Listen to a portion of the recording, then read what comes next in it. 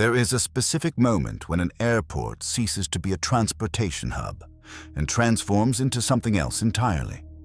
It usually happens around 03 so a.m. If you have ever found yourself stranded during a layover or arrived far too early for a red-eye flight, you know exactly what I'm talking about. It starts with the sound. During the day, an airport is a cacophony of anxiety.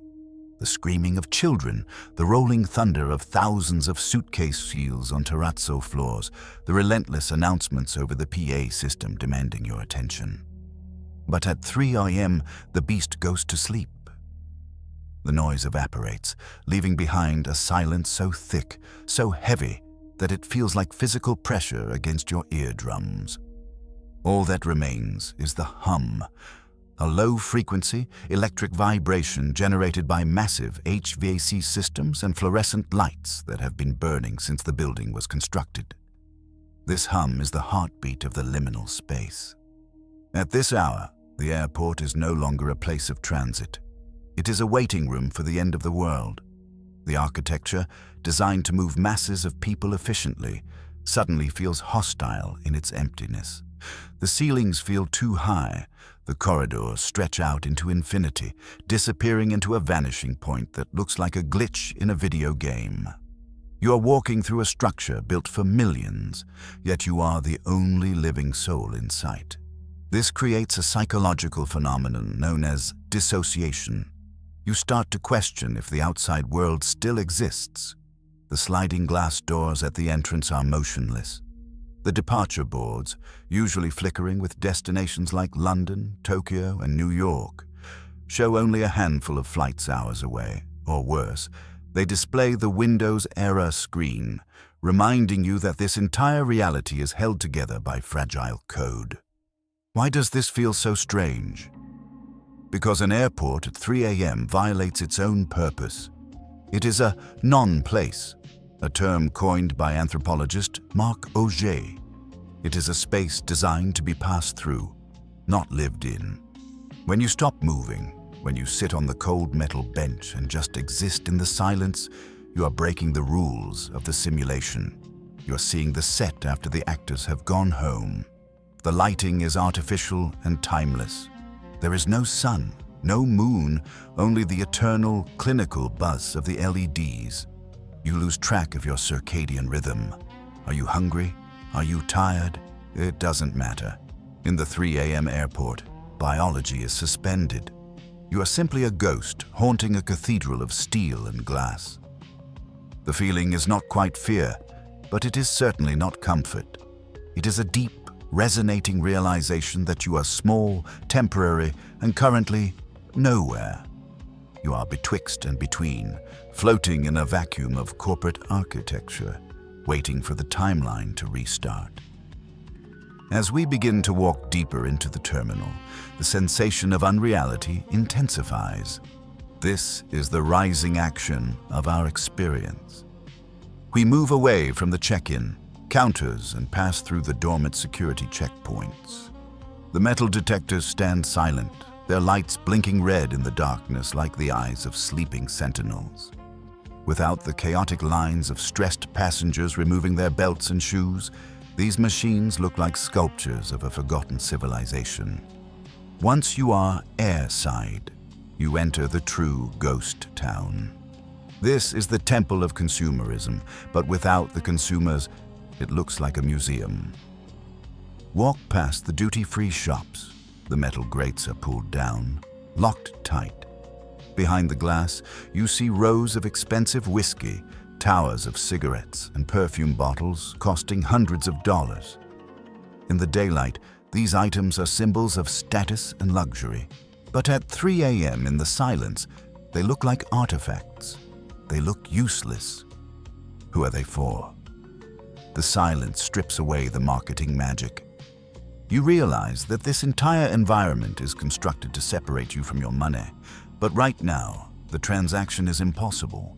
There is a strange irony in seeing a luxury handbag store bathed in dim emergency lighting with absolutely no one around to admire it.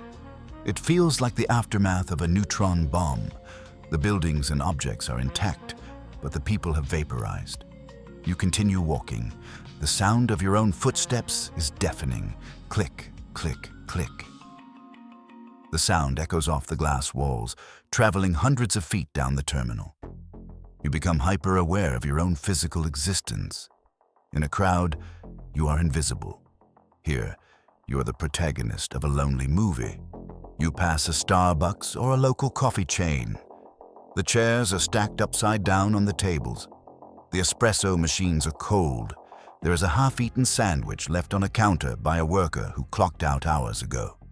A small, eerie evidence of life. You spot a cleaning cart parked in the middle of the hallway, a mop resting in a yellow bucket, but the cleaner is nowhere to be seen. It's as if they just vanished into thin air. This exploration triggers a unique kind of curiosity mixed with unease. You feel like you are trespassing, even though you have a ticket. You are seeing the backstage of the travel industry. The polished veneer is slightly cracked. You notice the stains on the carpet that are usually hidden by rushing feet. You notice the flicker of a broken light bulb. The perfection of the airport dissolves, revealing a vast, industrial machine that is taking a brief, restless nap. The rising action is the growing realization that this building is not sleeping. It is waiting, and it is waiting for you to leave. Here lies the conflict. It is not a conflict with an external enemy, but a conflict with the self. The 3 a.m. airport strips you of your identity. Who are you when you are here? You are no longer a CEO, a student, a mother, or a tourist. You are stripped of your social context. You are simply passenger 14A. But without the flight, without the motion, even that label starts to fade. You are stuck in the in-between. The conflict arises from the feeling of entrapment. You cannot leave the terminal because of security regulations. You cannot get on the plane because it hasn't arrived. You're held in a state of purgatory. Look around at the other survivors of the night. This is where the human drama plays out in its rawest form. You see a businessman in a bespoke suit, sleeping on the floor with his expensive jacket balled up under his head as a pillow. The hierarchy of the outside world has collapsed. Here, dignity is traded for comfort. We are all equal in our exhaustion. You see a family huddled together under a thin airline blanket, creating a small, temporary fortress of intimacy in the middle of a cold, public space. The vulnerability is palpable. Sleeping in public is an act of supreme trust or supreme desperation. The internal conflict deepens when you look out the window. Beyond the thick, reinforced glass, there is only darkness. You know a city is out there, Dallas, Frankfurt, Dubai, but you cannot see it. You are disconnected from the geography. You could be anywhere on Earth, and the view would be exactly the same, black asphalt and distant blue taxiway lights. This isolation creates an existential dread, the fear of missing out. FOMO is replaced by the fear of being stuck. Time seems to dilate. 5 minutes feels like an hour. You check your phone, scroll through social media, seeing friends living their lives in different time zones, and you feel like you have been removed from the timeline. You are in a stasis pod. The conflict is the struggle to maintain your sanity and your sense of self in a vacuum designed to process logistics, not human emotions. You are a biological anomaly in a mechanical equation. But then, the comeback begins. The anxiety slowly gives way to a strange, poetic acceptance. As you sit there, watching the chest of a sleeping stranger rise and fall, you experience a profound sense of Sonder. Sonder is the realization that each random passerby is living a life as vivid and complex as your own.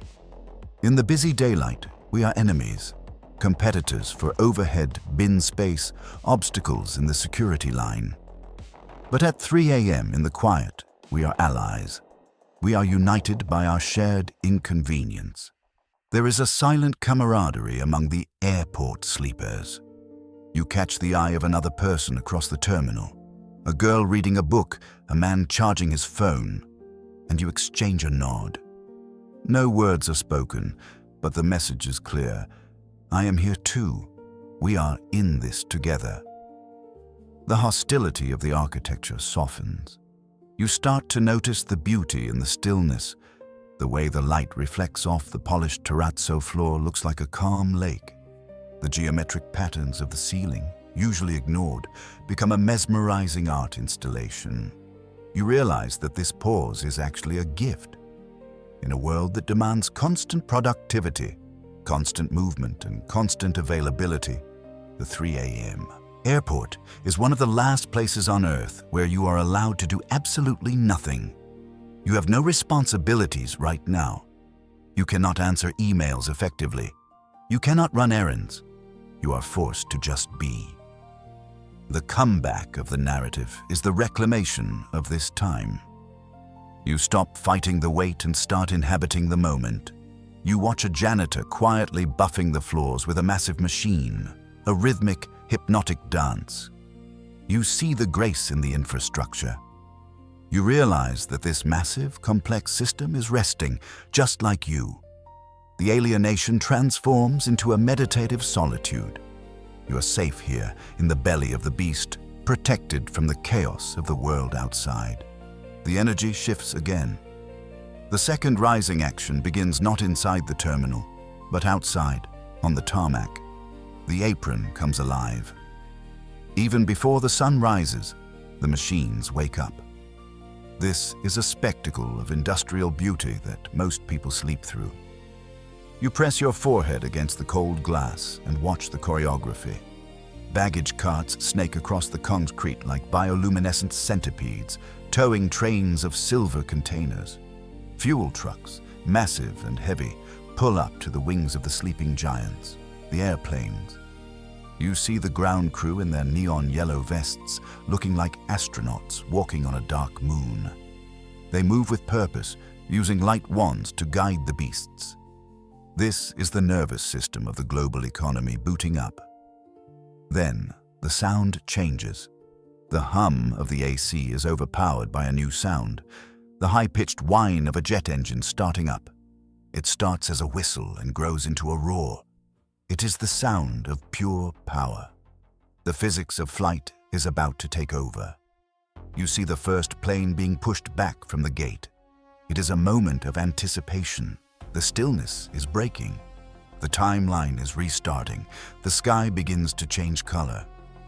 This is the most magical part of the 3 a.m. experience. Watching it turn into 4 a.m. and then 5 a.m.